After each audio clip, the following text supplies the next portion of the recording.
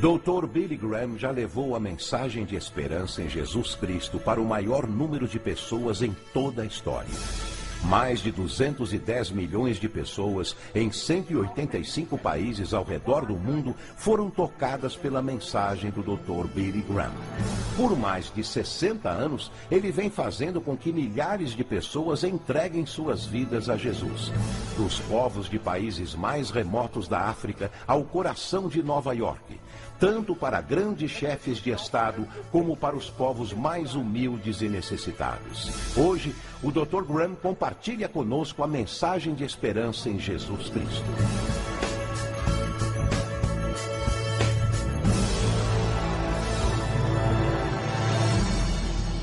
Há alguns anos atrás, 2 filmes britânicos receberam o Oscar da Academia de melhor filme do seu respectivo ano.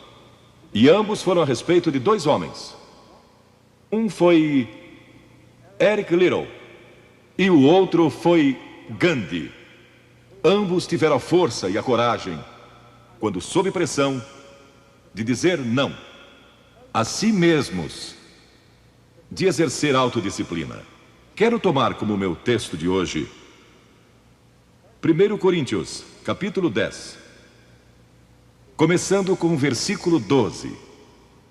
Aquele, pois, que pensa estar em pé, veja que não caia. Não vos sobreveio tentação. Ouçam isto. Não vos sobreveio tentação que não fosse humana. Todo ser humano enfrenta tentações no decorrer de sua vida. Mas Deus é fiel e não permitirá que sejais tentados além das vossas forças. Pelo contrário, juntamente com a tentação, vos proverá livramento, de sorte que a possais suportar. Deus proveu escape, se você conhece a Cristo. Bom, aqueles 2 filmes tiveram um tremendo impacto sobre o mundo. O de 1982 foi Carruagens de Fogo, a história de Eric Liddell. Um jovem que disse não a si mesmo e sim a Cristo. Ele surpreendeu o mundo quando se recusou a correr num domingo nas Olimpíadas de Paris de 1924.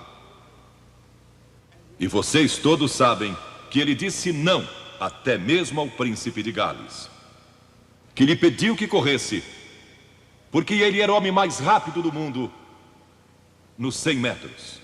Mas ele disse não, porque ia ser num domingo e era contra suas convicções bíblicas escocesas. E recentemente foi comemorado o 60º aniversário da grande vitória de Eric Liddell nas Olimpíadas, porque ele correu nos 400 metros, em que ninguém achava que teria chance, e venceu. E fizeram esse grande filme a respeito da sua vida. E o que muita gente não sabe é que a vida de Eric Liddell não se limitou àquela vitória, porque depois que se formou na Universidade de Edimburgo, quando partiu, a estação estava lotada de colegas e professores cantando "Saudai o nome de Jesus", porque Eric Liddell foi para a China como missionário. Foi capturado pelos japoneses durante a guerra e morreu num campo de concentração japonês. Mas naquele campo, ele trouxe alegria e coragem a todos os prisioneiros, pois pregou para eles e cantou para eles, ministrando as suas almas. E ouvi dizer que estão preparando um outro filme, mostrando sua vida ali, porque ele teve coragem de dizer não. O mundo ouviu falar dele, porque ele disse não àqueles que tentaram fazer com que abandonasse as suas convicções cristãs pessoais. E eu penso em William Booth, há pouco mais de 100 anos atrás, que fundou o Exército da Salvação. Ele se converteu, tornou-se um vigário, um pastor, e foi para as favelas de Londres, para as zonas da luz vermelha. Pregou entre a gente pobre, formou um pequeno grupo chamado Banda Aleluia, e ia às esquinas, e ia também às prisões. E alguns dos líderes religiosos da época não gostaram daquilo. E assim ele foi chamado diante de uma conferência de líderes religiosos. E disseram: William Booth, você vai pregar onde nós o mandarmos, senão será excomungado. Ali estava ele, diante daquela vasta assembleia de pastores. Que podia dizer? Catherine Booth, que se tornou tão famosa quanto ele, sua esposa, estava na galeria e abanou o seu lenço gritando: William, diga não! E William obedeceu sua esposa e disse não, e assim nasceu o exército da salvação.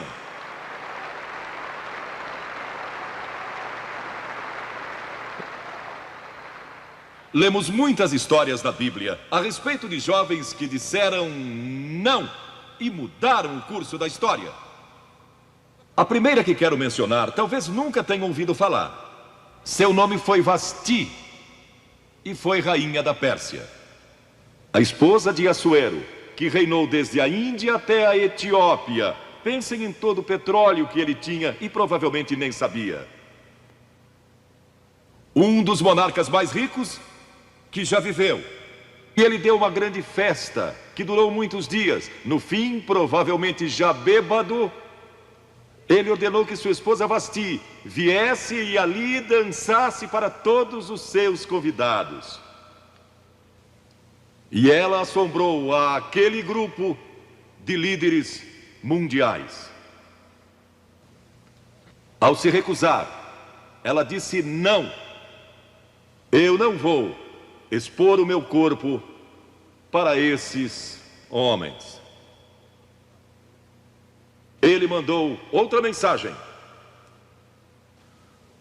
ameaçando que ela deixaria de ser rainha e perderia seus confortos e bens materiais e toda a sua fama. Mas a sua resposta foi a mesma: não.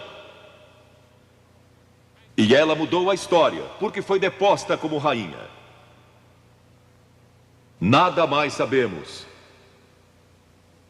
Mas por causa dela, Esther se tornou rainha e o povo judeu foi salvo.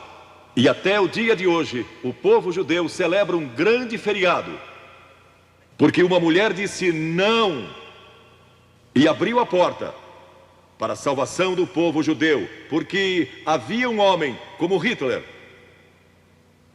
e era o primeiro-ministro do país, decidido a destruir e aniquilar os judeus.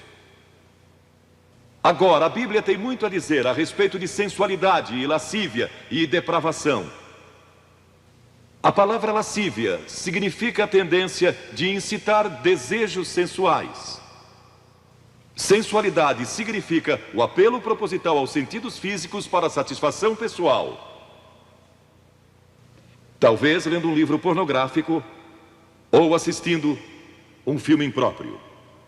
A Bíblia diz que devemos nos abster das paixões carnais, da sensualidade, que fazem guerra contra a alma. Elas estão em guerra contra a sua alma e seu espírito.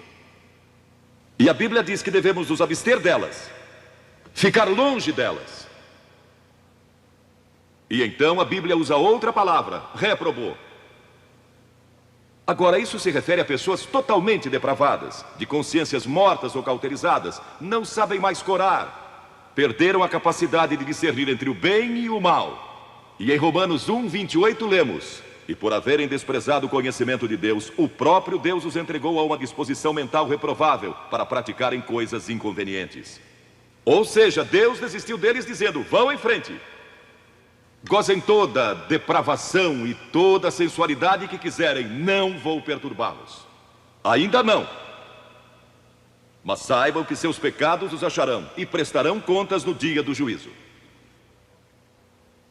E Paulo, escrevendo ao jovem Timóteo, disse: também estes resistem à verdade, homens de todo corrompidos, réprobos quanto à fé.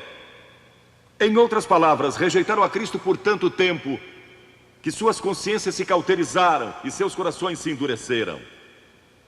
E mesmo que o Espírito de Deus lhes fale, eles não podem ouvir. É por isso que é importante que você aceite a Cristo quando é jovem. É importante que venha a Cristo agora. Se o Espírito de Deus está falando com você, entregue a sua vida a Cristo. Porque o dia pode chegar em que a sua consciência esteja morta e você não possa mais ouvir a voz de Deus. Ela disse não.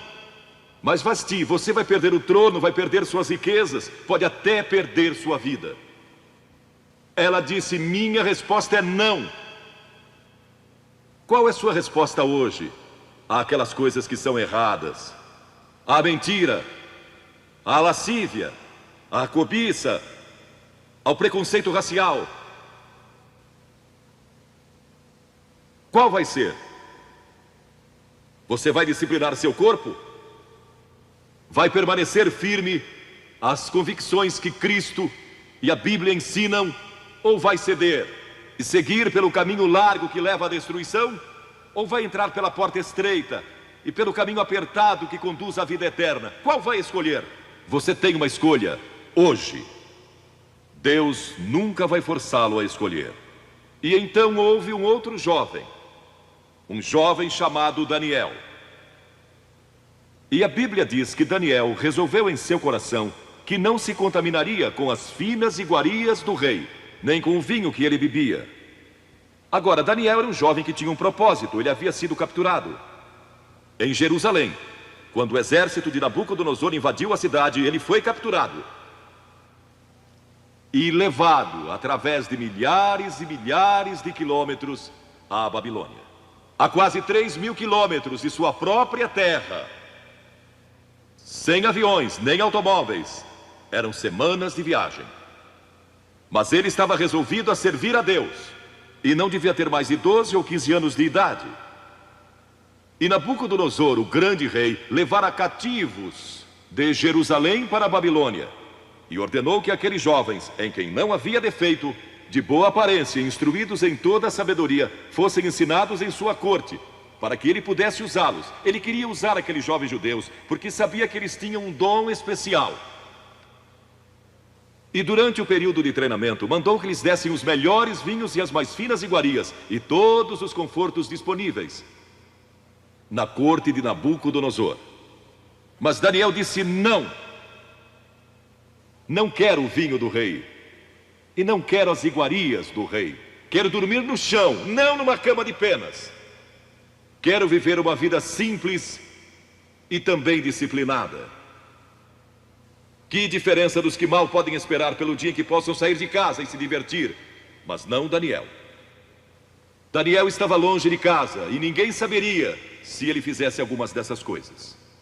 Ninguém saberia se ele tivesse uma namorada e dormisse com ela, ou se embebedasse com o melhor vinho do rei. Ninguém saberia lá em Jerusalém, e ele poderia ter se tornado muito popular. Mas esse primeiro não, quando jovem, preparou-o para o grande não, quando era primeiro-ministro da Babilônia. E foi lançado na cova dos leões, porque não abandonou sua fé em Deus. Nós nos contaminamos ao comer demais, ou ao nos embebedarmos, ou ao tomar drogas, ou gastando tempo demais assistindo televisão, ou indo aos cinemas. Jesus declarou em Lucas capítulo 21: acautelai-vos, para que nunca vos suceda que os vossos corações fiquem sobrecarregados com as consequências da orgia e das preocupações deste mundo, e para que aquele dia não venha sobre vós repentinamente. O apóstolo Paulo disse: não disponhais para a carne no tocante às suas concupiscências. E Pedro disse: porque basta o tempo decorrido para terdes executado a vontade dos gentios, tendo andado em dissoluções, concupiscências e em detestáveis idolatrias. A Bíblia diz que devemos disciplinar nossas mentes e também nossos corpos, e disciplinar o coração pela nossa fé em Cristo. E então houve outro jovem chamado José, que foi vendido para o Egito pelos seus irmãos e se tornou escravo de um homem chamado Potifar. E Potifar tinha uma linda esposa, e José era forte e bonito. E em Gênesis, no capítulo 39, se quiserem ler a história, lemos a respeito da tentação de José. A esposa de Potifar se apaixonou por José, porque José se tornou mordomo de toda a casa de Potifar, cuidando dos seus negócios. E ela viu aquele belo jovem, viril e de boa aparência, andando pela casa e pelo jardim, cuidando dos negócios todos os dias, e ela o cobiçou. E disse: deita-te comigo. Ele disse: não. E acrescentou: não posso fazer isso ao meu senhor, que me confiou tudo o que tem, exceto sua esposa. Não posso pecar contra Deus, o Deus dos meus pais. Ele estava longe de casa, lá no Egito, quem saberia?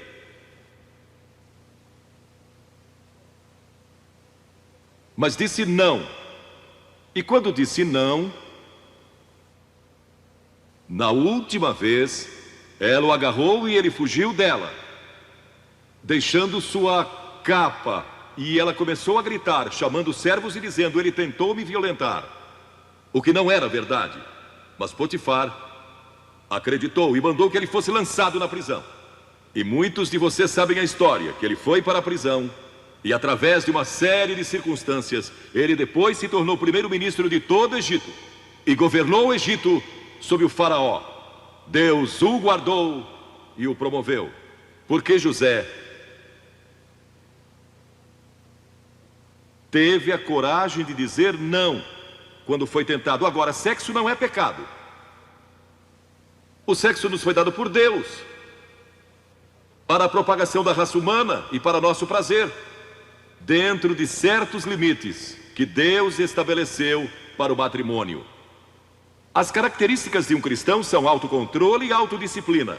E Paulo, escrevendo a Timóteo, disse: conserva-te a ti mesmo puro. Mas como você pode se conservar puro num mundo como este?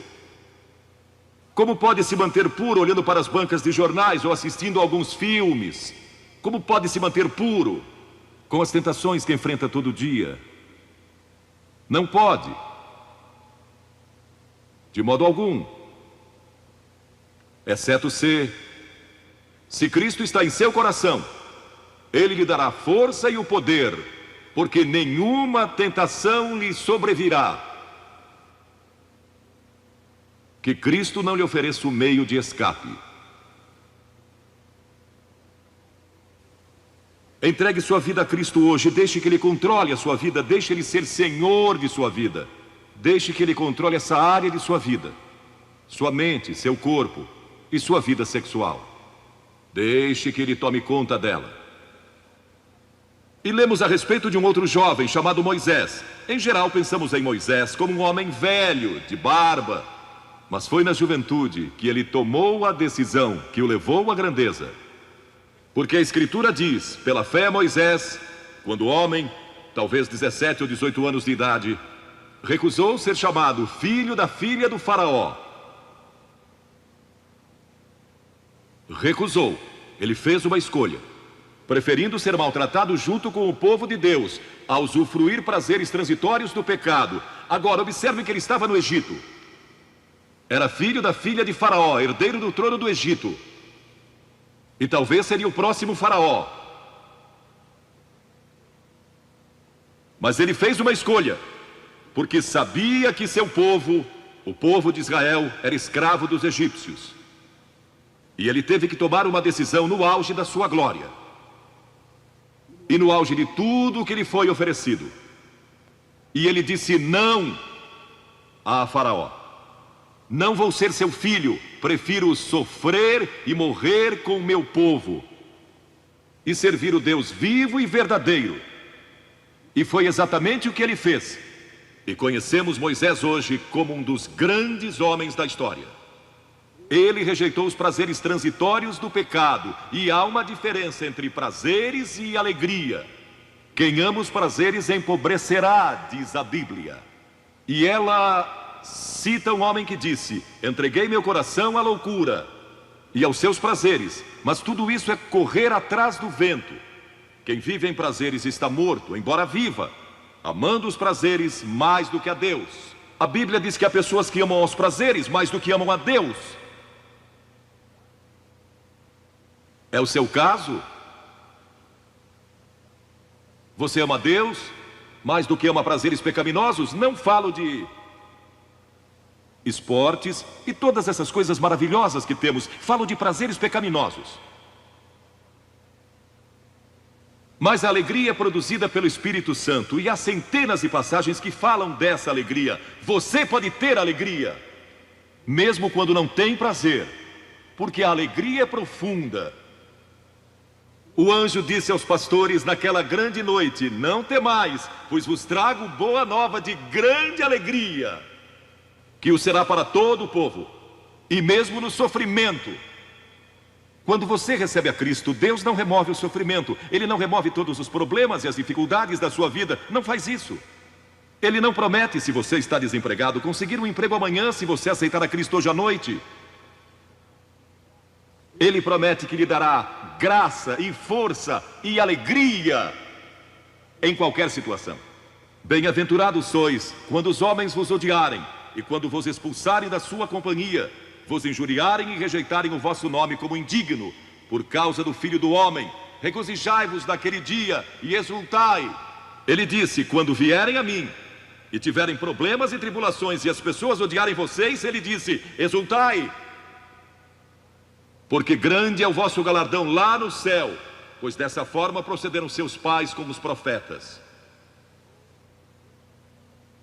Todos que viverem piedosamente em Cristo serão perseguidos. A Bíblia diz: ainda haverá sofrimento. Jesus disse: quem não tomar a sua cruz e negar-se a si mesmo, não pode ser meu discípulo. Moisés escolheu a alegria de seguir a Deus, em vez da vida de prazeres no Egito. O que você está seguindo? Qual é a sua escolha nesta hora? E então o último é Jesus. Jesus foi tentado em todas as coisas à nossa semelhança, mas sem nenhum pecado. Quer dizer que Jesus foi tentado a mentir? Sim. Que Jesus foi tentado a cobiçar? Sim. Que ele foi tentado a adulterar? Sim. Que Jesus foi tentado a roubar? Sim. Ele foi tentado em todas as coisas, como nós, mas sem pecado. Como ele teve vitória sobre a tentação? A Bíblia nos diz no capítulo 4 de Mateus e em muitos outros textos, mas vou falar só deste. O diabo veio a ele quando ele estava faminto e sedento e disse: se és o Filho de Deus, manda que estas pedras se tornem em pães. Observem que ele tentou colocar dúvidas na mente de Jesus quanto à sua identidade. Agora, Jesus era o Filho de Deus, nascido de uma virgem, Filho de Deus, que foi ressuscitado dos mortos pelo poder de Deus e está vivo hoje. Mas o diabo pôs dúvidas em sua mente. Ele estava fraco e cansado e faminto, um ser humano. Ele não enfrentou o diabo como Filho de Deus, enfrentou-o como homem. E ele sempre respondeu citando as Escrituras. É por isso que você deve decorar as Escrituras.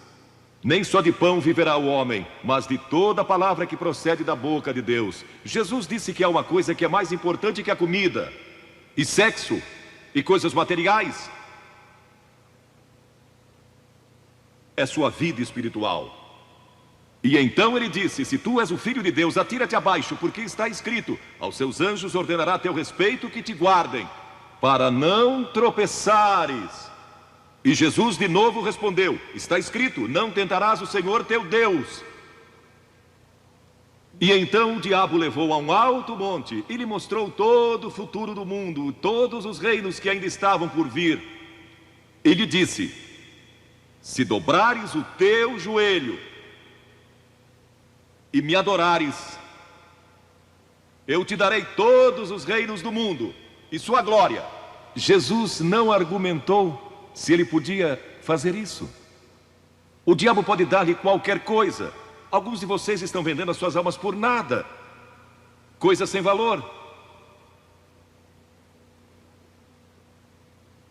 A Jesus ele ofereceu o mundo todo, mas ele sabia que a cruz estava esperando por ele, e o único meio de salvação para o mundo era a cruz. Se tivesse obedecido o diabo, nós nunca teríamos tido a oportunidade de sermos salvos e perdoados. Jesus teria tomado um atalho e nós estaríamos perdidos. Mas Jesus disse: está escrito, ou melhor, começou dizendo: retira-te, Satanás, porque está escrito: ao Senhor teu Deus adorarás e só a Ele darás culto. E assim o diabo o deixou, e anjos vieram e o serviram. Observe como Jesus enfrentou o diabo ao ser tentado. Primeiro, ele citou as Escrituras. Segundo, ele estava cheio do Espírito Santo. E terceiro, estava na vontade de Deus. Você está disposto a dizer não às tentações do diabo? Está? Pense nisso. E está disposto a dizer sim às declarações de Cristo, de que Ele é Filho de Deus e quer que Ele entre em seu coração e perdoe seus pecados, salvando? Ah, eu sei, muitos de vocês foram batizados e confirmados. A maioria de vocês talvez sejam membros de uma igreja, ou se identificam com uma igreja, ou talvez vão à igreja 2 ou 3 vezes ao ano. Não sei se fazem isso ou não, mas sei que muitos o fazem. Mas não podem declarar aqui hoje: eu sei que meus pecados foram perdoados, eu sei que vou para o céu. Deus está disposto a perdoar todo o seu passado hoje por causa da cruz. Deus está disposto a dizer: eu perdoo você, porque Ele ama você. E Deus se interessa por você como se você fosse a única pessoa em todo o mundo. E você pode recebê-lo nesta noite. Você diz: o que preciso fazer? Primeiro, deve estar pronto a se arrepender dos seus pecados. O primeiro sermão de Jesus foi sobre arrependimento. E a palavra arrependimento significa mudança, mudar suas ideias, mudar seu estilo de vida. Deixar que Cristo entre e o ajude a mudar. Está pronto a fazer isso? Não pode mudar por si mesmo. Mas Ele o ajudará a mudar. Não que você será perfeito. Significa que vai dar à sua vida uma nova direção. E Ele estará com você para ajudá-lo. À medida que você anda dia a dia com Cristo. Ah, você vai falhar e vai errar. Não vai ser perfeito. Mas Cristo estará com você. Se estiver pronto a se arrepender, diga a Deus: nesta hora eu pequei e me arrependo.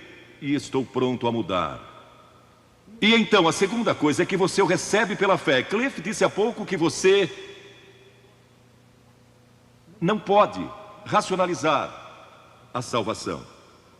Há certas coisas que podemos compreender, mas muitas delas a princípio você não pode entender.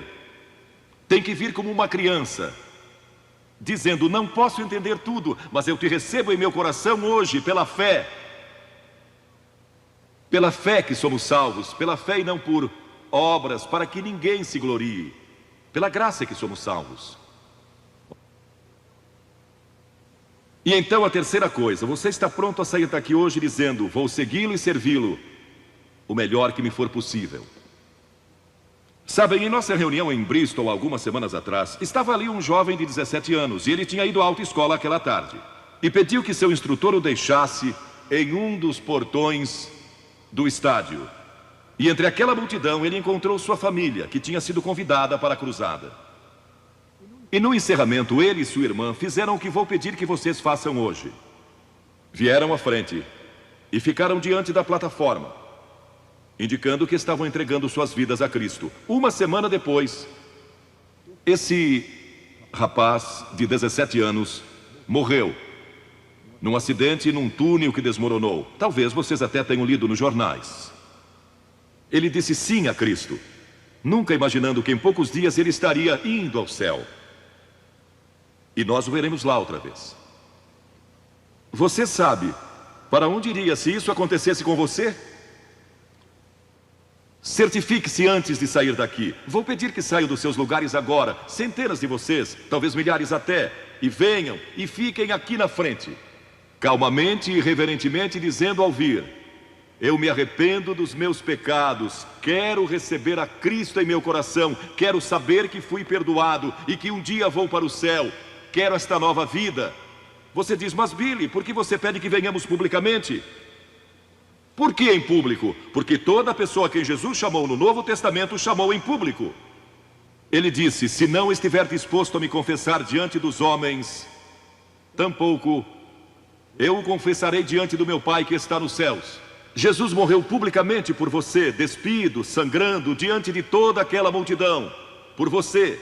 Certamente você pode vir à frente hoje declarar sua entrega a Cristo. Não somente os jovens, talvez você tenha 70 ou 80 anos. E Deus falou com você hoje. Levante-se e venha. Vamos esperar por você. Você que está assistindo pela televisão, em outras partes da Inglaterra ou do mundo, também pode tomar uma decisão por Cristo agora. Entregue sua vida a Cristo hoje e tome a decisão que estas pessoas estão tomando, estas centenas de pessoas. Vimos mais de 3.000 pessoas todas as noites. Que Deus o ajude a tomar essa decisão hoje. E procure uma igreja mais próxima.